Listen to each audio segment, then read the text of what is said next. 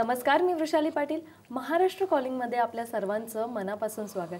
आज आपल्या चर्चेचा विषय आहे IIT JEE साठी सुपर 30 फुल्ली रेसिडेन्शियल बॅच आणि त्यासाठी आपल्या स्टुडिओमध्ये आपल्याला मार्गदर्शन करायला आले आहेत श्री अरुण अंबादास घावत सर. सर नमस्कार. तुमच्या कार्यक्रमात खूप स्वागत. नमस्कार. कार्यक्रमाला सुरुवात करण्यापूर्वी मी सरांची तुम्हाला थोडक्यात ओळख करून देते. अरुण घावत सर 10वीत बोर्डात मेरिटमध्ये आले होते. त्याचबरोबर ते हिस्लॉप कॉलेज नागपूरमधून 12वीत सुद्धा मेरिटमध्ये आलेत. त्यांनी IIT दिल्लीतून BTech इलेक्ट्रॉनिक्समध्ये पदवी घेतली. सामाजिक कार्य करणं हा त्यांचा विशेष छंद आहे. त्याचबरोबर ते कार्यरत असलेली DG फाउंडेशन ही संस्था IIT आणि मेडिकल प्रवेशासाठी राज्यातल्या शेकडो विद्यार्थ्यांना मार्गदर्शन मिळवण्यासाठी मदत करते. 1996 साली ही संस्था स्थापन झाली. या संस्थेमार्फत महाराष्ट्रातले शेकडो विद्यार्थी IIT मध्ये प्रवेशासाठी पात्र ठरले. त्याचबरोबर या संस्थेच्या विद्यार्थ्यांनी ॲस्ट्रॉनॉमी ऑलिम्पियाड, फिजिक्स आणि केमिस्ट्री ऑलिम्पियाडमध्ये सिल्वर आणि गोल्ड मेडल मिळवून संस्थेचं नाव जगभरात प्रसिद्ध केले. फक्त भारतातच नाही तर आंतरराष्ट्रीय विद्यापीठातही अर्थात स्टॅनफोर्ड कॅलटेक सारख्या विद्यापीठात DG फाउंडेशनच्या विद्यार्थ्यांनी प्रवेश मिळवलाय. टॉप 100 एअर रँकिंगमध्ये DG फाउंडेशनचे पुण्यातून 9 विद्यार्थी आलेत. ऑल इंडिया रँक 10 वर विराज देशपांडे हा विद्यार्थी आलाय. सध्या या संस्थेचे अनेक विद्यार्थी जगभरात उच्च पदावर कार्यरत आहेत. दरम्यान या संस्थेमार्फत अनाथ बालकांना दरवर्षी आर्थिक स्वरूपात देणगी म्हणून आर्थिक मदत केली जाते. त्याचप्रमाणे या संस्थेत आर्थिकदृष्ट्या दुर्बल परंतु शैक्षणिकदृष्ट्या हुशार विद्यार्थ्यांना प्रबळ करण्याचा प्रयत्न केला जातो. DG फाउंडेशन या संस्थेनं आतापर्यंत अनेक अनाथांना आर्थिक मदत केली आहे. त्याचबरोबर संस्थेचे प्रमुख श्री अरुण घावत सर यांनी अनाथ मुलांना कपडे दान करून आणि त्यांच्यासाठी अन्नछत्र चालवून त्यामध्ये एक वेगळं नातं असल्याचं निर्माण केलं आणि त्याचं उदाहरण देखील दिलं आहे. तुम्हाला याविषयी काही शंका असतील, काही प्रश्न असतील, तुम्ही आम्हाला थेट फोन करू शकता. आमचा फोन नंबर आहे 0226684333. तर आता कार्यक्रमाला आपण सुरुवात करूया. सर सगळ्यात आधी मला तुम्हाला विचारायचं वाटतं की DG फाउंडेशन ही संस्था तुम्ही चालू केली 1996 पासून. सर ती नेमकी कशासाठी कार्य करते? सर 96 मध्ये 1996 मध्ये माझ्याकडे पुण्यामध्ये 5 विद्यार्थी सहजपणे असे IITचं कोचिंग घ्यायला येत होते. त्यांच्याकडून मी काही फी वगैरे घेत नव्हतो.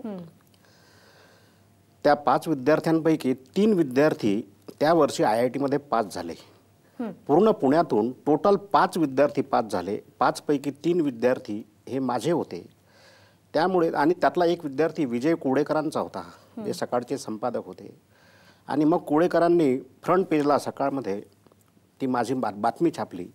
त्यामुळे माझ्याकडे हजारो विद्यार्थी यायला लागले व मी ज्ञानेश्वर घावट मेमोरियल फाउंडेशन ही संस्था त्या वर्षी सुरू केली. नक्कीच सर. सर मी तुम्हाला एक बेसिक प्रश्न विचारते की सर IIT JEE या परीक्षा नेमक्या कशासाठी घेतल्या जातात? आपल्या देशामध्ये पंडित जवाहरलाल नेहरूंनी IIT स्थापन केली. इंडियन इन्स्टिट्यूट ऑफ टेक्नॉलॉजी अशा सायन्स आणि टेक्नॉलॉजीमध्ये प्रशिक्षण देणाऱ्या संस्था स्थापन केल्या. आणि ह्या शिक्षण संस्था आंतरराष्ट्रीय दर्जाच्या आहेत. तर इथे प्रवेशासाठी एक राष्ट्रीय स्तरावर ॲडमिशन टेस्ट होते. त्या टेस्टला IIT जॉईंट एंट्रन्स एक्झामिनेशन असे म्हणतात. आणि ही परीक्षा दिल्याशिवाय इथे प्रवेश मिळत नाही. 12वीच्या मार्कांवर इथे प्रवेश मिळत नाही. तुम्हाला 90-95% मार्क जरी असले तरी ह्या कॉलेजेसमध्ये प्रवेश मिळत नाही. त्यांच्या एंट्रन्स टेस्टमध्येच तुम्हाला एलिजिबल व्हावं लागतं आणि त्या एलिजिबिलिटी टेस्टमधून मुलं इथे सिलेक्ट होतात.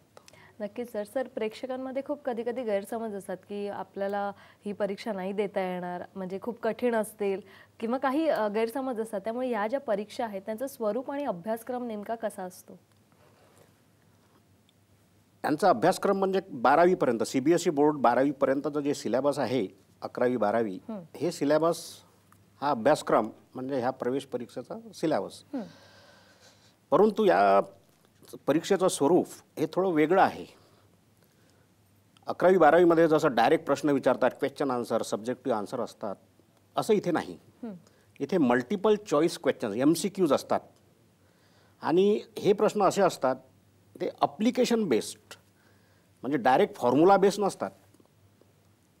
तुम्हाला काही संकल्पना 11वी-12वीच्या त्या व्यवस्थित समजावून घेऊन त्या संकल्पना अप्लाय कशा कराव्या लागतात दैनंदिन जीवनामध्ये याचं टेस्टिंग ह्या परीक्षेमध्ये केल्या जाते.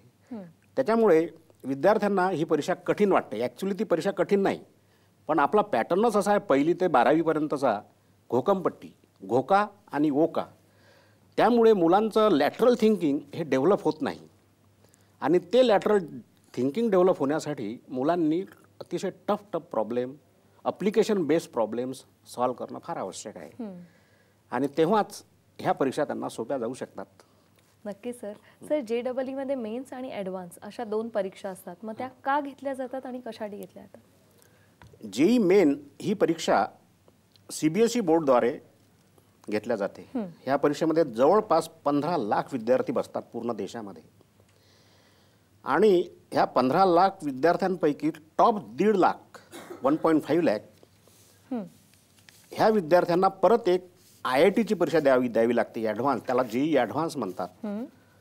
आणि ह्या ॲडव्हान्स परीक्षेमधून मग त्या 1.5 लाख विद्यार्थ्यांना परत रँकिंग दिल्या जाते 1 ते 1.5 लाख आणि 1 ते 1.5 लाख रँकिंगपैकी जवळपास 15,000पर्यंत तुमची रँक जर असेल तर तुम्हाला IITमध्ये प्रवेश मिळू शकतो.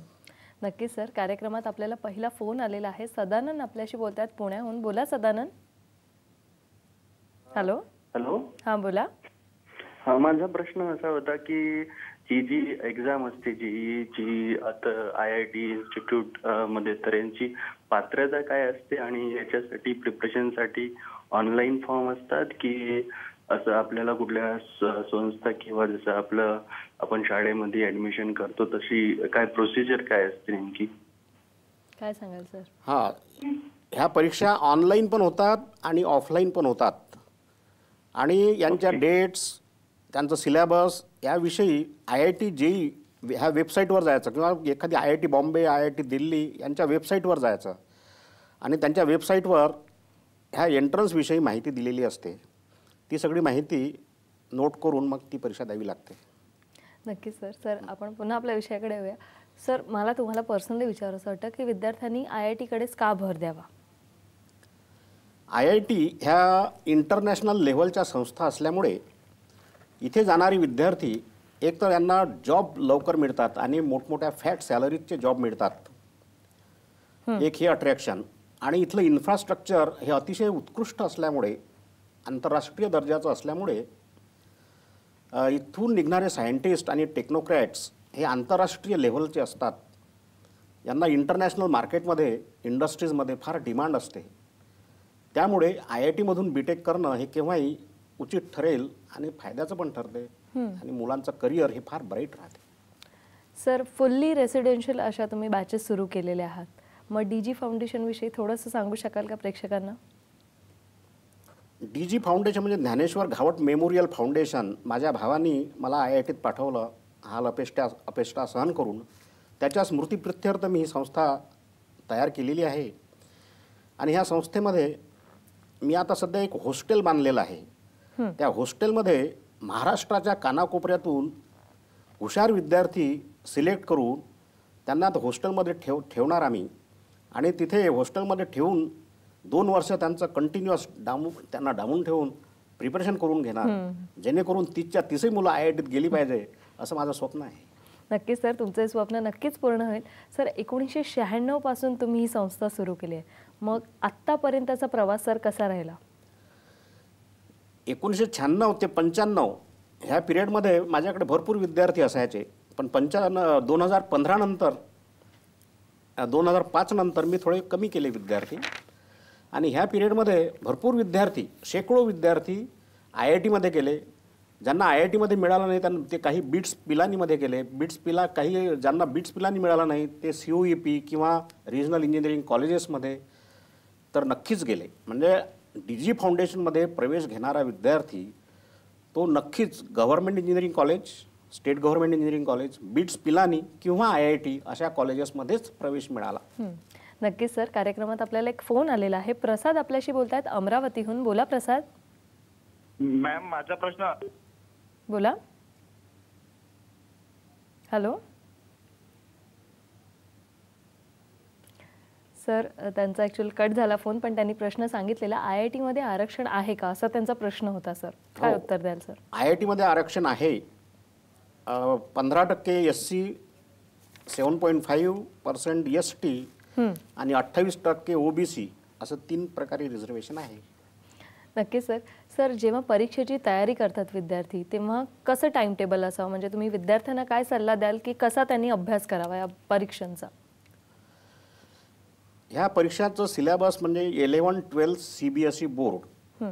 तर आधी माझ्या मते 11वीत असतानाच मुलांनी पूर्ण 11वी-12वीच्या कन्सेप्ट संकल्पना म्हणजे 12वीचं सिलेबस देखील 11वीत असतानाच कंप्लीट करायला पाहिजे.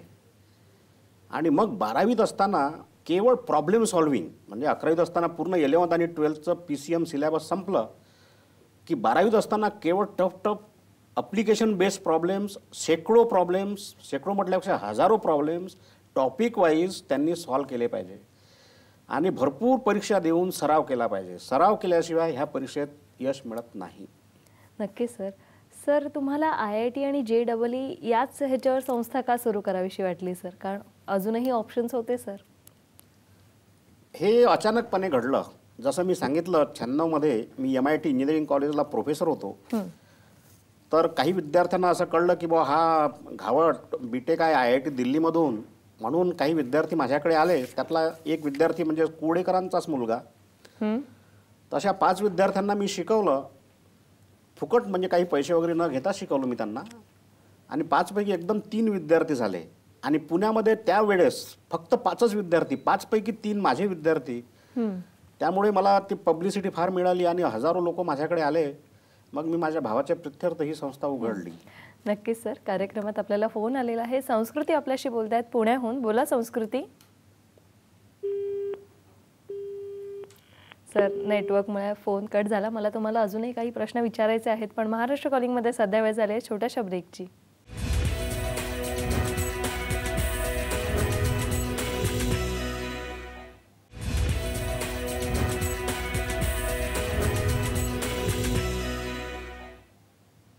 ब्रेकनंतर महाराष्ट्र कॉलिंगमध्ये मी वृषाली तुम्हा सगळ्यांचं पुन्हा एकदा स्वागत करते.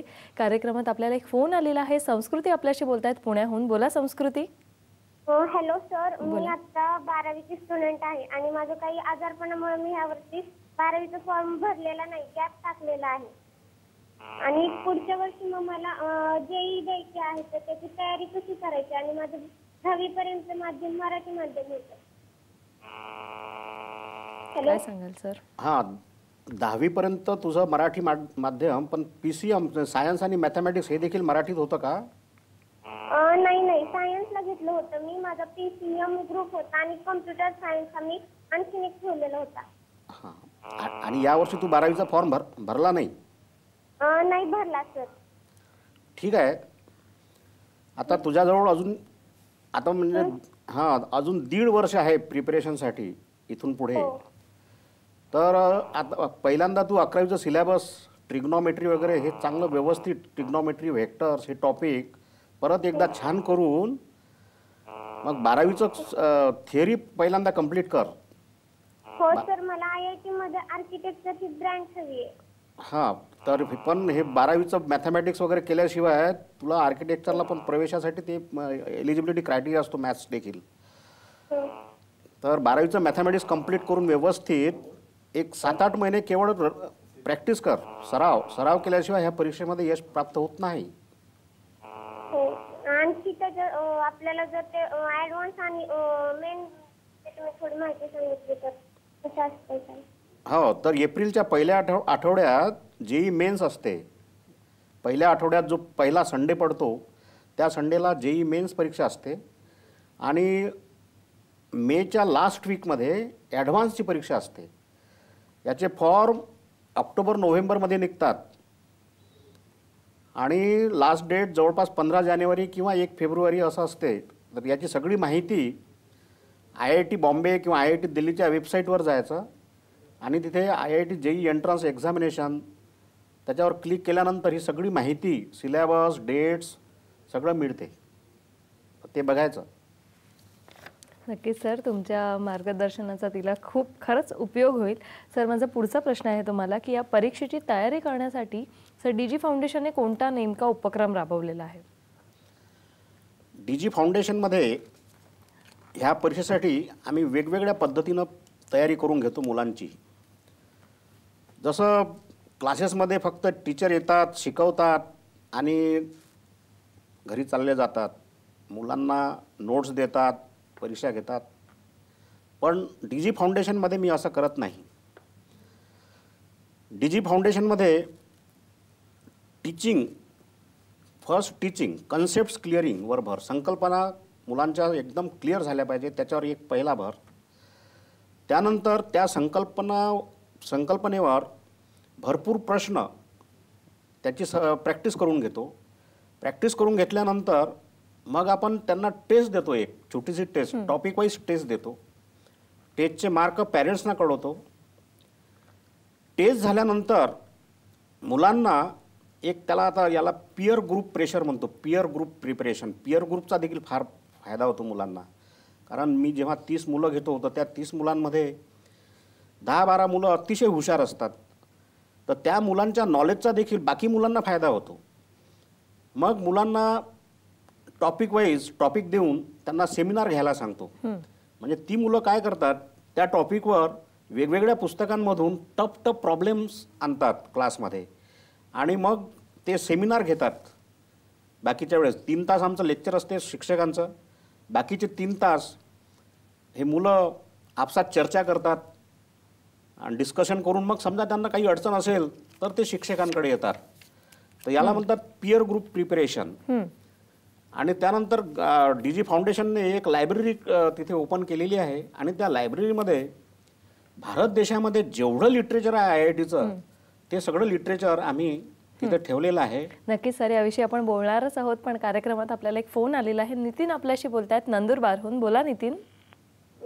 हेलो जी बोलिए.